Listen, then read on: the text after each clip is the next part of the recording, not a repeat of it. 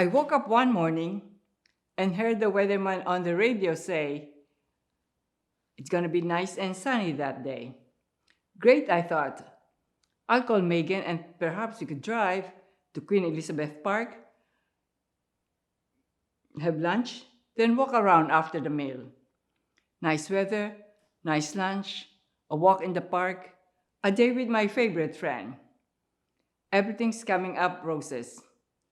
I cheerily got out of bed and looked out the window. Oh my God! My mood suddenly turned to despair. My backyard is bright yellow. I look at the front window. My front yard is a field of dandelions too. This is not nice.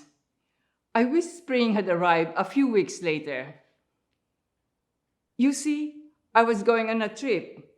I was leaving in 3 days. I'll be gone for 3 weeks.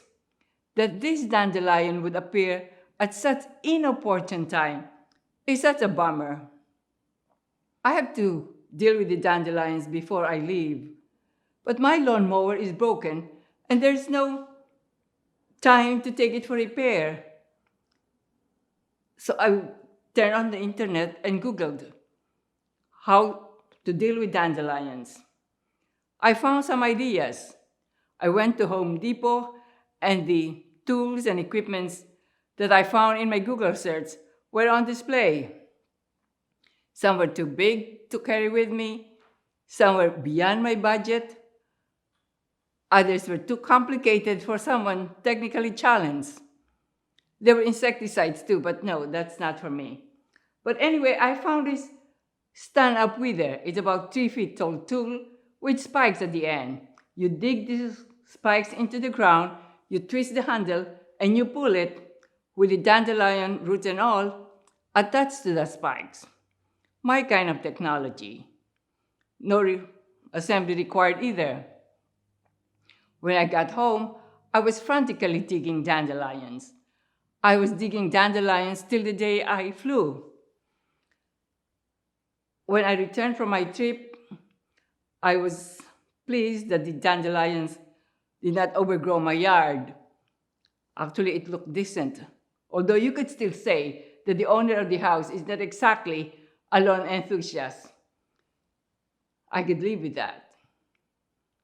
So after my vacation, it was back to digging dandelions again. This stand-up wither was effective, but still didn't help me to totally eliminate the dandelions.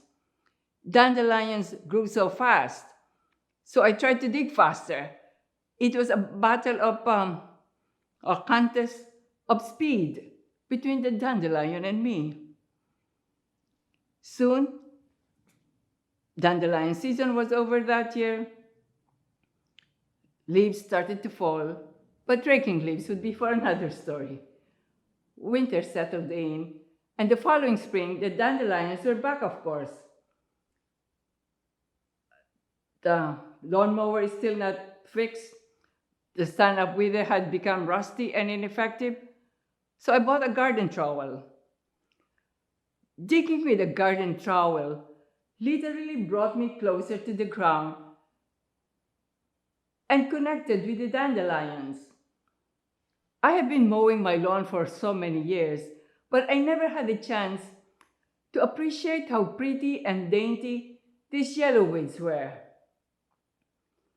But going to them and hanging out with them gave me a perspective that I didn't have before. You could imagine that digging with a small trowel is slow and tedious, but I look at it as a physical exercise, a chance to be under the sun, free vitamin D, just like going to the beach. Yeah, right. My doctor warned me about molds in the soil, but I wore a mask while digging. I was wearing a mask even before the pandemic. On one of my trips to save on foods in my neighborhood, I checked the bulletin board on the way out of the store. Among the notices was an ad for lawn care. I thought about it. Me, independent me, I don't need help. But I took a number anyway, just in case. Sometimes I liked my physical health regime. Sometimes I did not. Fed up one day, I called the number that I got at Save On Foods. The lawnmower guy came every 3 weeks. In between his visits, I would dig the occasional dandelions. By the end of summer that year, I thought I should make over the front yard to minimize the digging and the mowing. So back to the internet. I like the idea of covering the yard with bark mulch, with landscape fabric or cardboard underneath for added barrier. Rona had a sale of bark mulch that week. I loaded my van with bags of mulch.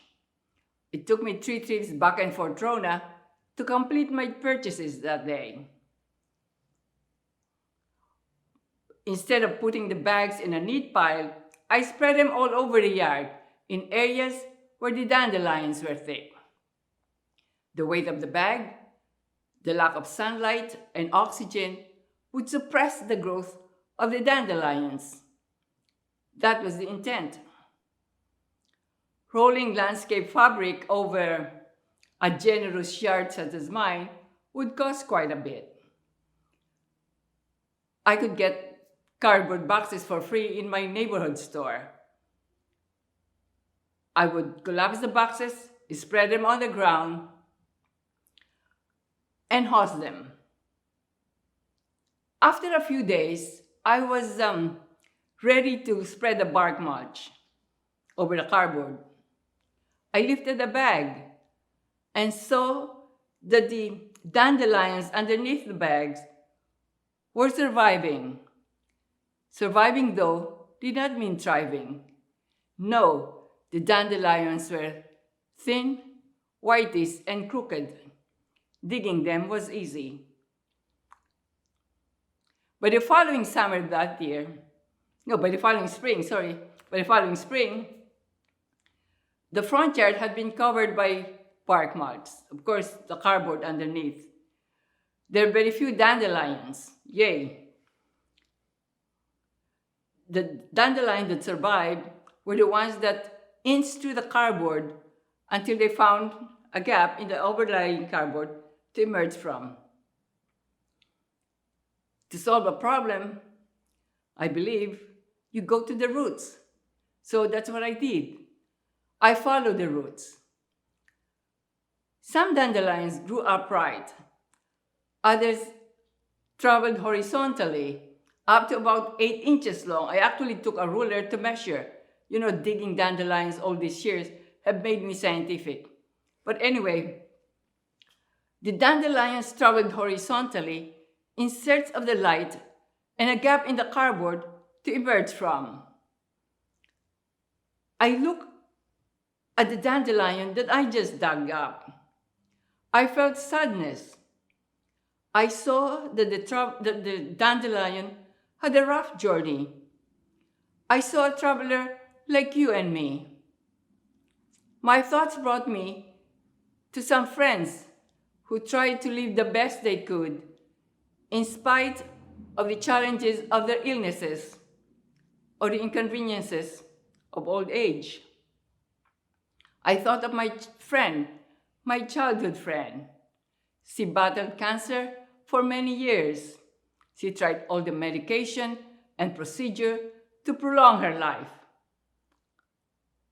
My acquaintance with these friends and with the dandelions in my yard, my deepest adversaries, have taught me in unexpected ways. I learned courage in pain and in adversity. I learned there's light despite all the darkness. Like the dandelion, you push through the darkness and you give it everything you've got. And it is during these darkness moments when you must focus on the light. I learned to hope that things would improve or that the struggles would end. Sometimes, hope is all you need to carry you over to the finish line.